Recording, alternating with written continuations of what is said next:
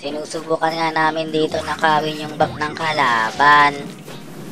Level 4 na yung core dito, tapos level 4 na rin yung Valentina. Ako level 3 pa lang, kaya inago niya yung SS ko, tapos siya yung nakapag-SS. Pwede pala yun.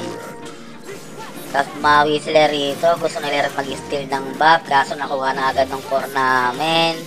Kaya ako yun dito, nag-SS na agad ako kasi pakopyahin ako nun. Kaso nag-SS yung dalawa, hindi nag-uusap.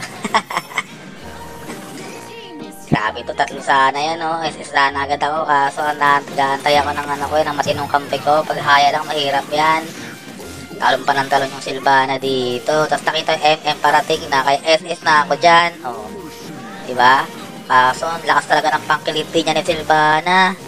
Pero buti lang, nakapitas pa rin kami dito. Pitas nga lang rin ako. SS agad ako dyan, kasi alam ko may kampi ako dyan, oh. Kaso talon talaga to ng talon tong Sylvana na to. Ang hirap kalaban na ito. Sana medyo lugi pa tuloy kami dito. Buti lang nakatakas pa ako. Tapos nakita ko yung Aldous dyan eh, oh. Kaya tutulungan ko sana. Kaso may yin. Ayun, kinulong ako sa kulungan. Di ko siya nag-gets dito kung bakit nag-SS yung Tigreal. Siguro dahil wala na siyang buhay. Kaya okay lang. Ako naman sabi ko mag-SS kasi nakita ko na kampi ko madami na. O ngayon, pitas tuloy silang dalawa. Wala pa ako SS dito. Pero may second skill ako, first skill. Kaya to ma-stun. Kaso hindi naubos yung buhay niya. Ayun, hindi na nakatakas yung kampi ko doon. Kaya ako na lang ang tatakas mag-isa. Kaso biglang may Moskov na sumulpot. Pauwi na ako, sabi ko, konti lang buhay mo, kayang-kaya kita. O, siya tuloy napitas. Napitas dito ni Sylvana yung core namin, kaya to the rescue ako dito. Hindi siya nakauwi. Tapos nakita ko may kampi na ako, SS agad. Ayos na.